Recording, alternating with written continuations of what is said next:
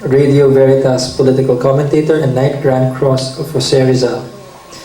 He is a professor at the University of St. Tomas, professor of comparative politics, international affairs, and of the life of Dr. Jose Rizal. He is a cum laude graduate of the University of the Philippines and has been the recipient of the International Leader Grant of the U.S. State Department and the British Council Scholarship of the United Kingdom. Professor Jose David Lapuz has attended and read papers before the annual conferences of the Political Studies Association of the United Kingdom, the American Political Science Association in Washington, D.C., and the International Studies Association of New York. Professor Lapuz has lectured in such schools as Eastern Washington University, Harvard, East Carolina University, UCLA, and the University of London, London School of Economics, Glasgow University, Oxford University.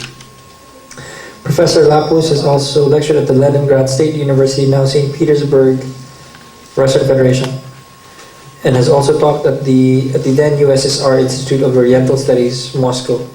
Similarly, Professor Lapuz has delivered formal lectures at the Humboldt Universität zu Berlin, or University of Berlin.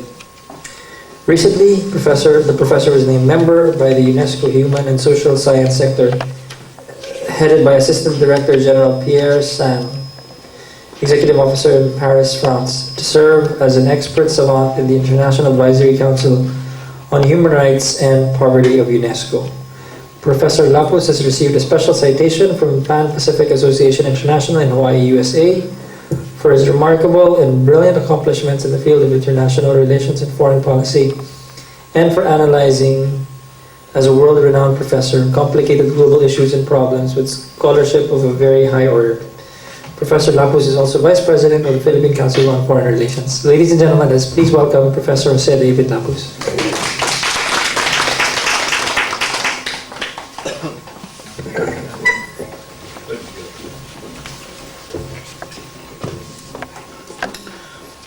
Thanks a lot.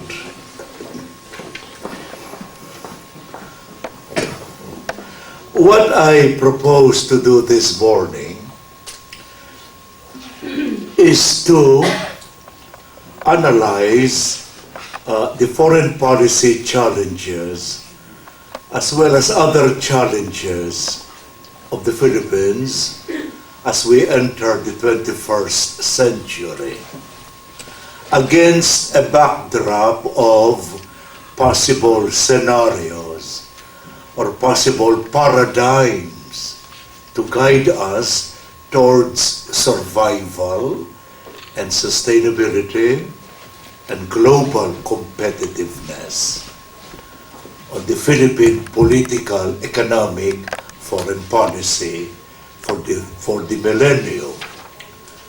So I'll give a background or the environment in which that foreign policy is to operate. Let me start with Japan.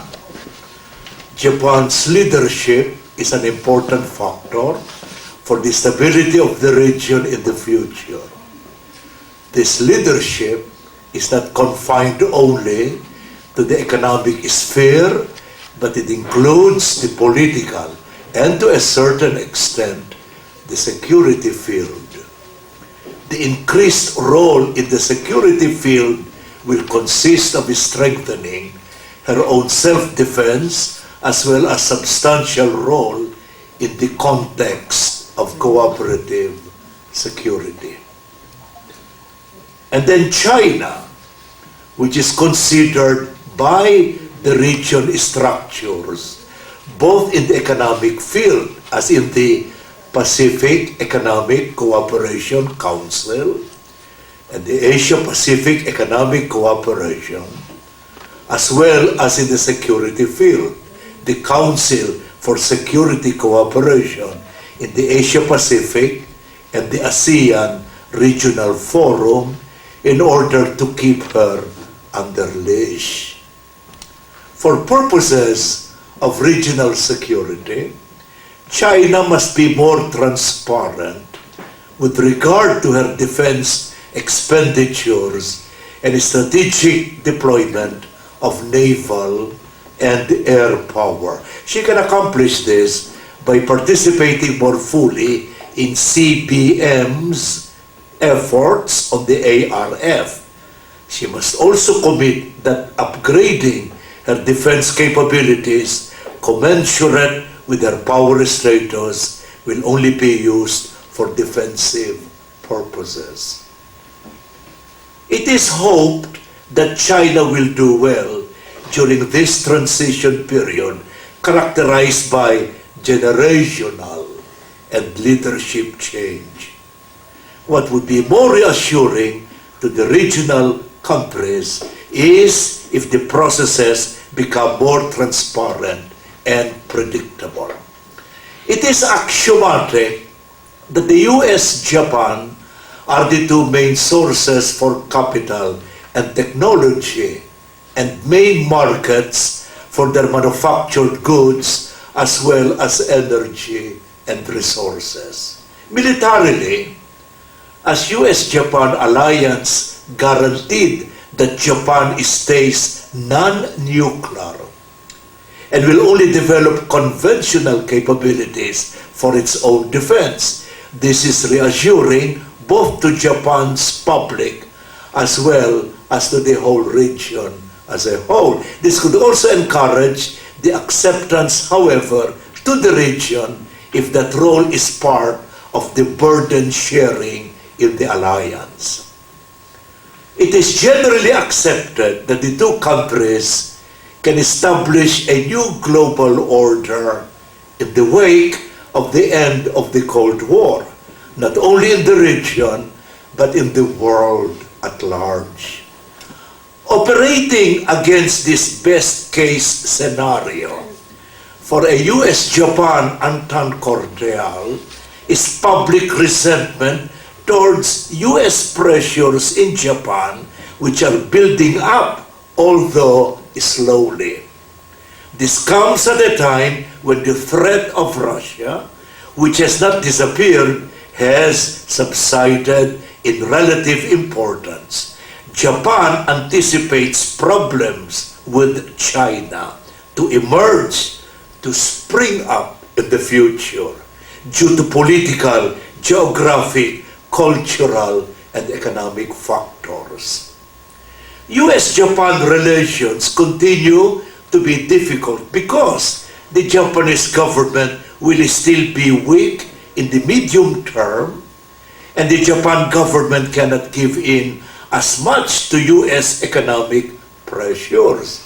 Add to this the fact that changes are taking place in the Japanese political system due to a revisionist or alternating view of Japan, which rewrites account of Pearl Harbor and the Second World War in general.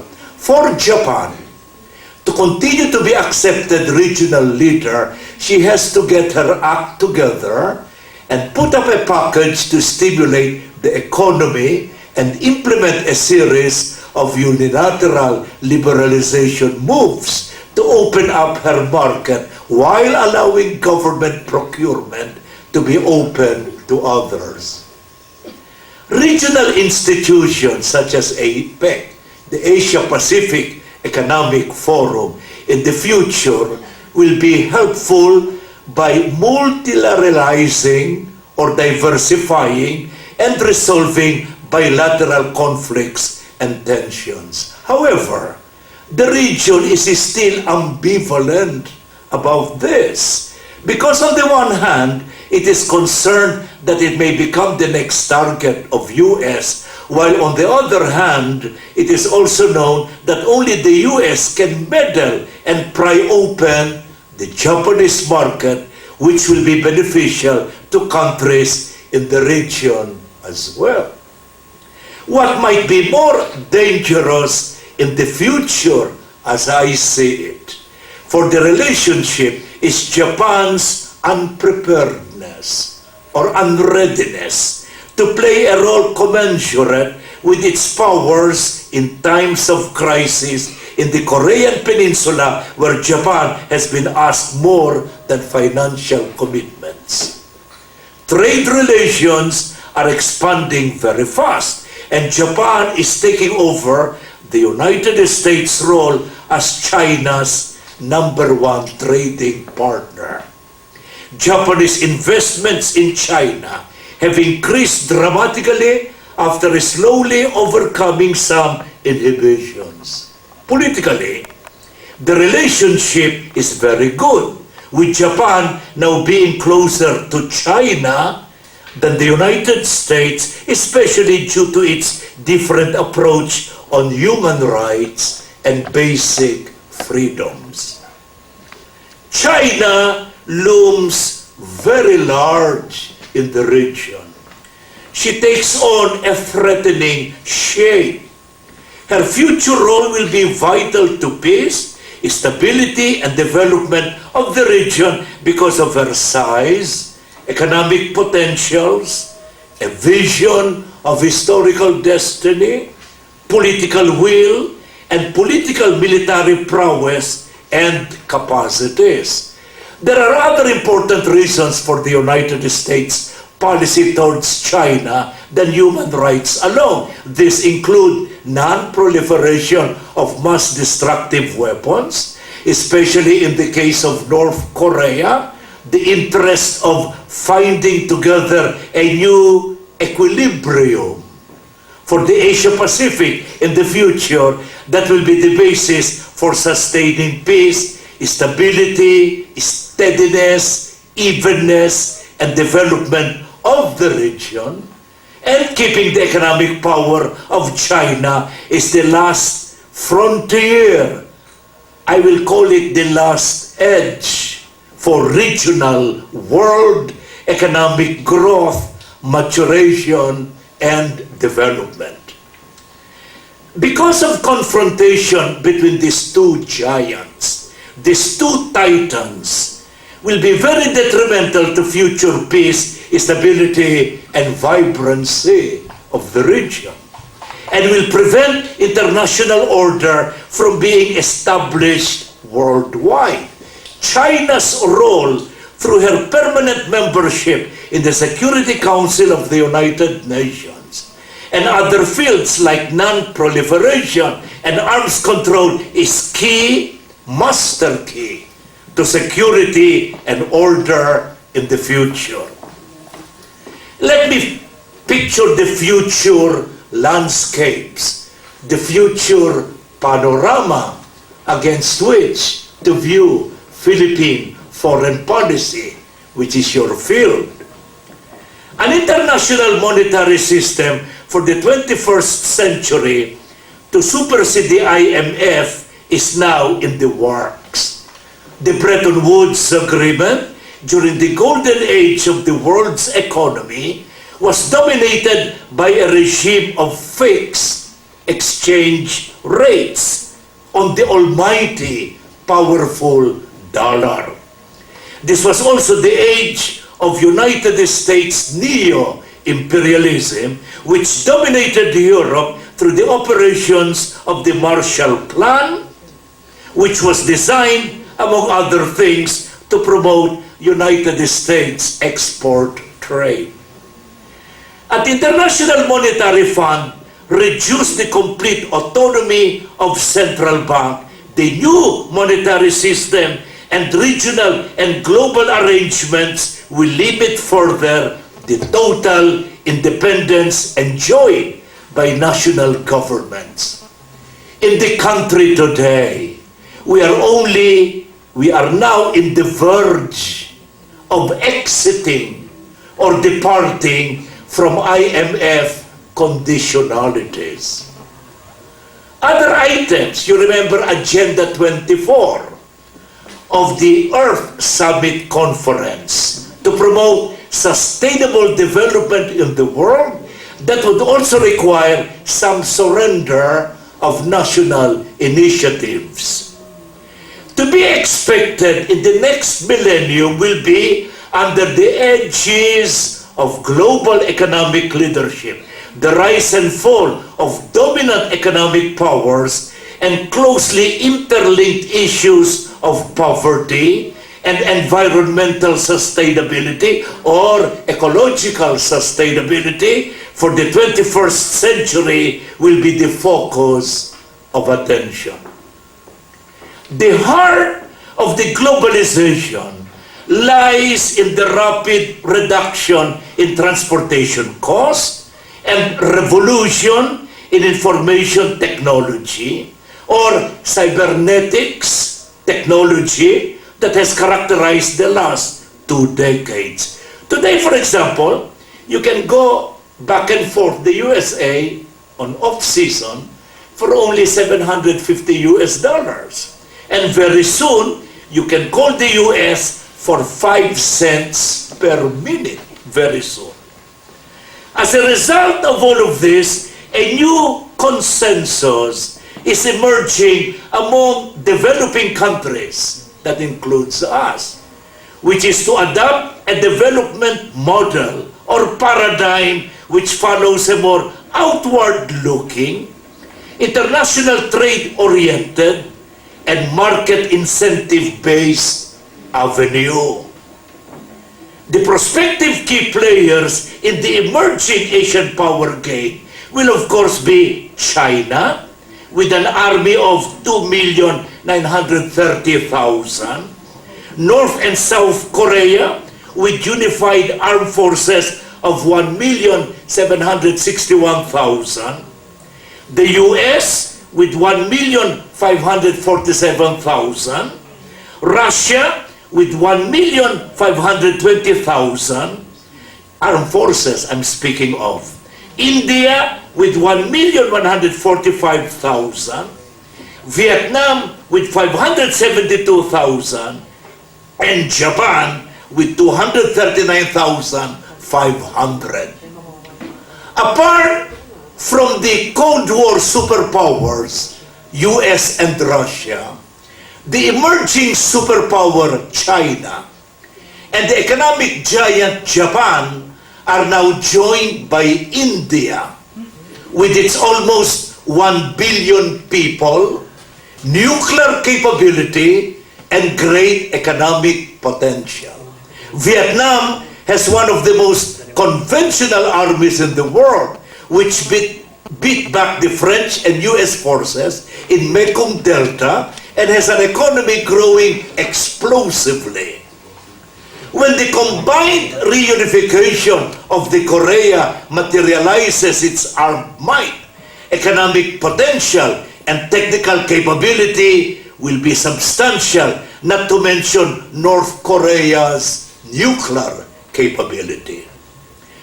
The things common to most of the 7 are a population exceeding 100 million, nuclear or non-nuclear capability, with the exception of India and Vietnam, a GNP in excess of 300 billion, and at least 500,000 troops under arms. 4 other players have the capability of joining the group of 7. These are Australia, Indonesia, Taiwan, and Malaysia. With the emergence of these principal players, the unchallenged position of the United States in the region is now dwindling, and in fact on the wane.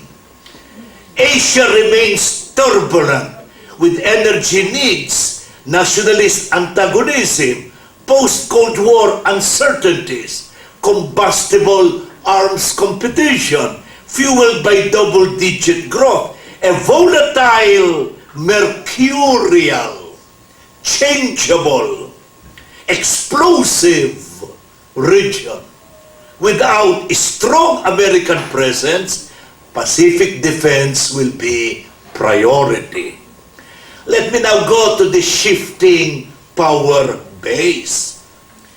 The key nations in Asia include the Philippines, far less dependent today on the US for trade and for investments than was the case 2 decades ago. They were dependent on Washington in both security and economic terms. On the other hand, they are more interrelated to one another. These veterans are also substantially stronger relative to America in economics, technology, and in some degree in military terms. Today, there are more than 86 million Filipinos, growing at the rate of 2.3% growth rate per year. The per capita gross domestic product, that is, total goods and services produced by the economy after deducting foreign trade, is in excess of $2,000. In real terms, that is discounting inflation, this is equivalent to about $1,000. The gross domestic product is growing at the rate of from 6 to 7%. Real gross domestic product, that is, taking into account the inflation factor, will grow less. Nevertheless, the gross domestic product grows at about 5%, at least in the year 2005. It was that way. What do I see as the future developmental paradigm? Our planners and shapers have given us a development vision and framework for the next century. This has become impressive and even exigent or obligatory in view of the fast-paced and dynamic changes in the world's social, political, and economic environment. As we enter the third millennium, the National Economic Development Agency has therefore been quietly putting together a framework plan intended to help us face the challenges of this century. Against these changes in the global horizon, the NEDA vision provides some possible scenarios to guide us towards survival and, more than this, towards global competitiveness. In the next few years, in my view, Filipinos will be traveling much more here in the islands and abroad thanks to the transportation and communications revolution. As a result, they will also be more entrepreneurial. Shaping their character are the changes I have cited in the global environment. Let me explain to you what I mean. Giant strides in information, electronics, cybernetics, telecommunications technology, producing faster and more powerful interactive and multimedia computers, plus worldwide access to information, are expected to provide the ordinary citizen with the means to access to economic information and statistical data right in his own bedroom, right in his own living room, thereby allowing him to practice entrepreneurial and business skills, literally sitting down. The revolution is biomedical, and biotechnological fields could increase higher levels of productivity and therefore income to people, enterprises. Genetic engineering and other techniques of production will obviously produce higher productivity in agriculture, thus providing more income to farmers and others. Knowledge-based industries will be the sunrise industries, relegating to the sunset the so-called smokestack industries. This will produce a fillip to service industries with their big potential for increasing employment opportunities as well as growth and expansion for industries. A regime of free trade and investment liberalization will facilitate the movement of capital, goods, and services. This will result in competition and innovation, which will be good for the country with the creativity and the dynamism of the Filipinos when properly challenged, when properly trained and harnessed. Of course, regionalism will continue to flourish. This will be characterized by strategic alliances and cross-border cooperation arrangement thanks to the APEC. Betwixt and amongst Hong Kong, Taipei, Japan, China, US, Latin America, and ASEAN countries such as Indonesia, Malaysia, the Philippines, Cambodia, Vietnam, Singapore, Burma, Bangladesh. This will result in the globalization of business, commerce, and multinationalism, which I like to call multilateral nationalisms. Changes in management styles are to be expected as decentralization and the growth of small and medium industries accelerates. Family enterprise could very well thrive in this kind of environment. With the communication revolution, housewives can now be employed at home using personal computers without a boss looking over their shoulders. The development of a global village, reduced in size by more efficient communication, will also require a quicker reaction time to business opportunities and initiatives and greater flexibility and resiliency in business arrangement.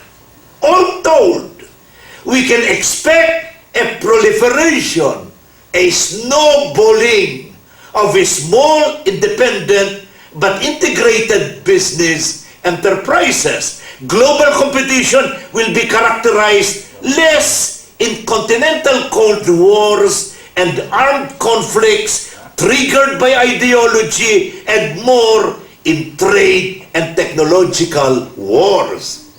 Military confrontation, as I see it, will be characterized by ethnic or tribal wars, as what is now happening in Iraq and elsewhere, and brush fires rather than global conflagrations or global infernos, as it was the characteristic of World War I or World War II. None of that as I foresee it.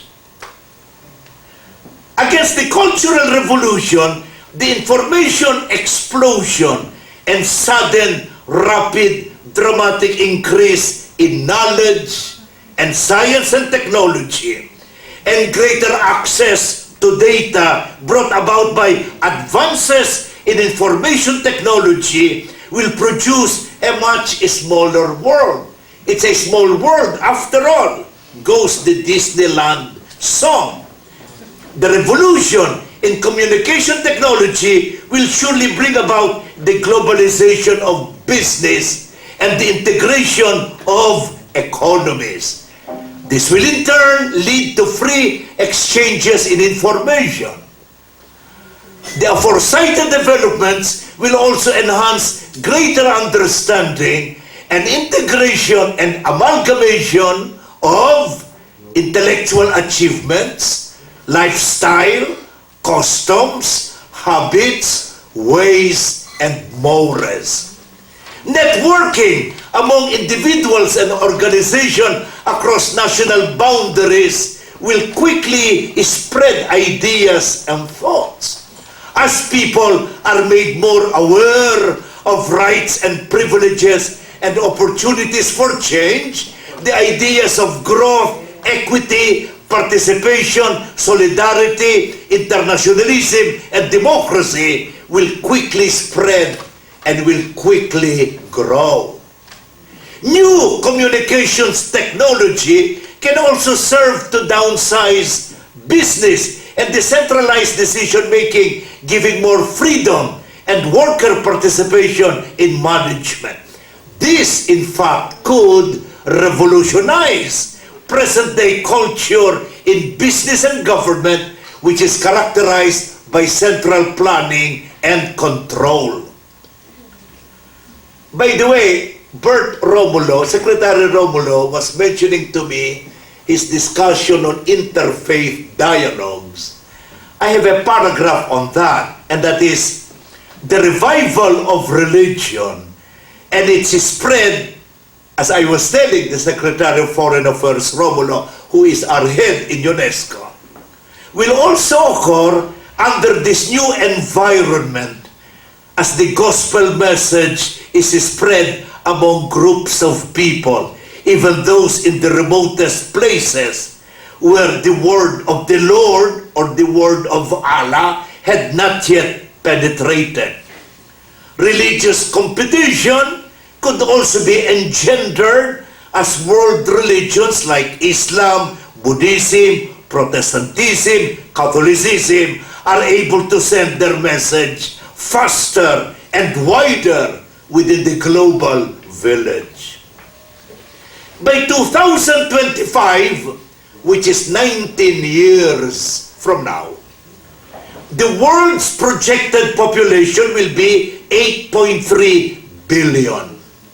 Asia is expected to be the major contributor to the increase. The top 10 in population account will be, in 2025, China with 1.5 billion, India with 1.4 billion, USA with 320 million, Nigeria with 290 million, Indonesia with 280 million, Pakistan with 260 million, Bangladesh with 220 million, Brazil with 220 million, Russia with 160 million, and Iran with 160 million. Figure out our population at 2.3 economic growth per year. If you start from 1886, we will be more than 100 million, and that is negative. That is a factor in international politics, the size of the population. The arms race will also be enhanced with the weakening and dismantling of traditional military alliances in East and Southeast Asia.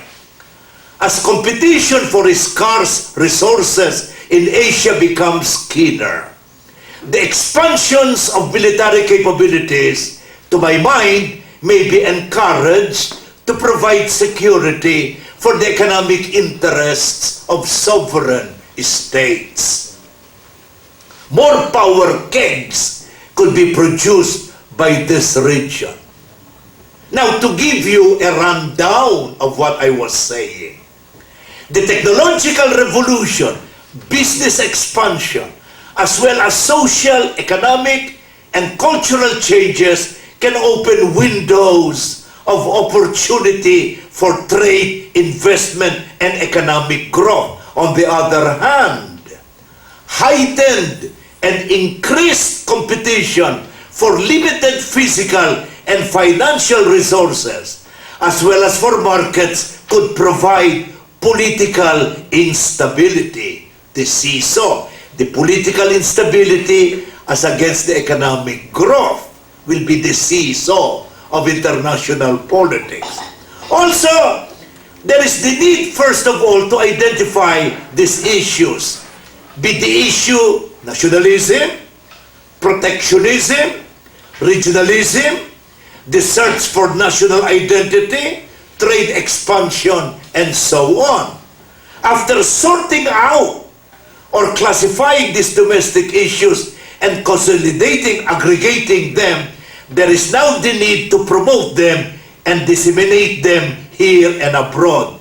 And this is where the Foreign Service, the Department of Foreign Affairs, you, and the Department of Trade, where you become functional, useful, and efficacious. In fact, I am for calling the department Department of Foreign Affairs, and International Trade. In many countries, they go together. In our case, because of cultural background, we separate the Department of Foreign Affairs from the Department of International Trade. But in today's realities, they go together. As we advance, what is your role? You will say, enough of your learned lecture, Professor Lapuz. But what is our role as foreign service participants in this century? As we advance toward the 21st century, we find our country breaking away from its cocoon of colonial days and mainstreaming towards what is increasingly becoming a global village, a global shrinking in the face of communications revolution that use computer technology, software, email, network, etc. In our attempt, the Filipinos' attempt to participate in global activities, be this political or economic, the cutting edge of government are instruments of foreign policy and foreign service, be this the Department of Foreign Affairs and or Department of International Trade or Department of Foreign Affairs and International Trade and Commerce. But what should foreign policy, what should it serve? You will ask the question for this century. It goes without saying, in my judgment, that a country's foreign policy must be consistent with what it believes to be the common good. Given that this country is populated mostly by Christians and a little by Muslims, it follows that our foreign policy must adhere closely to those values, the tenets of which we more or less embrace in the nation, in that dialogue of religions, Islam and Catholicism. Our ideas on human rights and freedom and on dignity can be traced to this concept of our religious values. It has been said that the fundamental problems of foreign policy in our modern world, as in the past, have been moral and ethical. Indeed, no nation, such as the Philippines, can long flourish without virtue or without a vision. And so we have seen scoundrel and rascal leaders come and go. Hitler, Mussolini, George Washington in his first inaugural address, who is first in the heart of the